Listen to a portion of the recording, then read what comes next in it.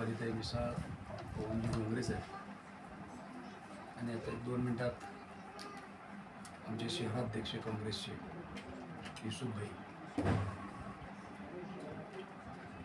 मला अचानक उमेदवारी अचानकपणे देशमुख साहेबांच्या जागेवर सोशल इंजिनिअरिंगच्या माध्यमातून एक धनगर कुटुंबातला ओबीसीतला उमेदवार म्हणून औरंगाबाद मधून पूर्वमधून महाविकास आघाडीतर्फे उमेदवारी दिली आणि एखाद्या नॅशनल पक्षाची उमेदवारी मिळाल्यानंतर काय गोष्टी घडतात आणि कशा पद्धतीनं त्याला सामोरं जावं लागतं हे मी जीवनामध्ये पहिल्यांदा शिकलो. सगळ्या पत्रकारांचा गराडा, मीडिया, पक्षाचे सगळे पदाधिकारी, घटक पक्षातले सगळे पदाधिकारी, त्यांची कामाची पद्धत, या सगळ्या गोष्टींना जुळवून घेण्यासाठी माझा 1 आठवडा मागचा त्याच्यामध्ये गेला.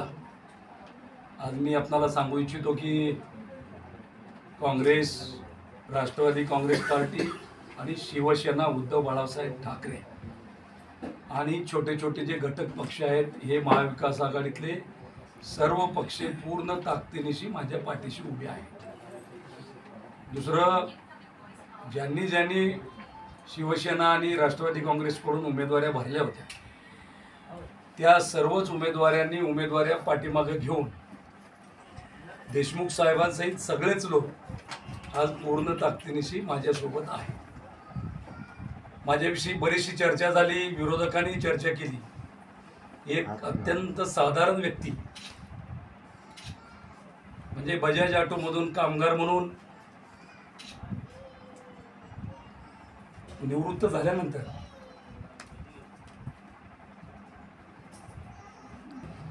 मार्गक्रमण करत करत मला महाविकास आघाडीने फार मोठं हृदय करून मला उमेदवारी दिली. मी पूर्ण ताकदीनिशी निवडणूक लढतोय. मला समाजकार्य केल्याबद्दल महाराष्ट्रातनं मला 5 पुरस्कार आणि दिल्लीच्या एका संस्थेचा मला पुरस्कार समाजकार्यासाठी दिला आणि महाराष्ट्र शासनाचा सुद्धा डॉक्टर बाबासाहेब आंबेडकर समाजभूषण पुरस्कार 2021-22चा आता मला मार्चमध्ये महाराष्ट्र शासनाच्या वतीने देण्यात आला. खूप समाजसेवा केली आणि एक चांगली संधी राजकारणामध्ये आमदार होण्याची, निवडून आमदारकीच्या उमेदवारीची संधी काँग्रेस पक्षाने, काँग्रेस पक्षाच्या नेतृत्वाने आणि महाविकास आघाडीच्या सर्व राज्यातल्या नेत्यांनी मला या उमेदवारीला पाठिंबा दिला. निश्चितपणे काही गोष्टी निश्चितच माझ्या आवाक्याच्या बाहेरच्या होत्या, पण देशमुख साहेब असतील, पवन डोंगरेजी असतील, दीपालीताई असतील, इब्राहिम पठाण साहेब, पक्षाचे जेवढे लोक आहेत त्यांनी हिंमत दिली. माझा संघटनेचा प्रत्येक पदाधिकारी, समाजाचा प्रत्येक व्यक्ती गेली 10 दिवसापासून मला सगळं सहकार्य करतोय आणि त्या सहकार्याच्या माध्यमातून गेल्या 8-10 दिवसात मी चांगली प्रचार यंत्रणा मतदारसंघामध्ये उभी केली. शिवसेनेने प्रचंड प्रमाणात ताकद उभं करून प्रचार सुरू केलाय. लोक अफवा पसरवत आहेत, हे मॅनेज होतील, ते मॅनेज झाले, हे मॅनेज, कोणी मॅनेज होणार नाही. शिवसेना आणि राष्ट्रवादी काँग्रेस पक्षाला फोडण्याचं पाप जे भारतीय जनता पार्टीनं केलंय, त्या पापाचे फळं भोगायला लावण्यासाठी प्रत्येक शिवसैनिक, राष्ट्रवादीचा प्रत्येक कार्यकर्ता पेटून उठलेला आहे आणि तेच आज राष्ट्रवादीच्या पदाधिकाऱ्यांची बैठक घेऊन त्यांनी मला सगळ्या गोष्टी पाठीशी उभा केल्यात. शिवसेनेनं काल अंबादास दानवे साहेबांनी बैठक घेऊन शिवसेनेच्या सगळ्या पदाधिकाऱ्यांना कामाला लावलंय आणि म्हणून कुणी अफवावर विश्वास न ठेवता सर्व जाती धर्मातल्या लोकांनी एका बजाजच्या कामगाराला, त्यांच्यामध्ये 24 तास राहणाऱ्या एका सर्वसाधारण व्यक्तीला पाठीशी राहण्याचा निर्धार केलेला आहे, निश्चय केलेला आहे.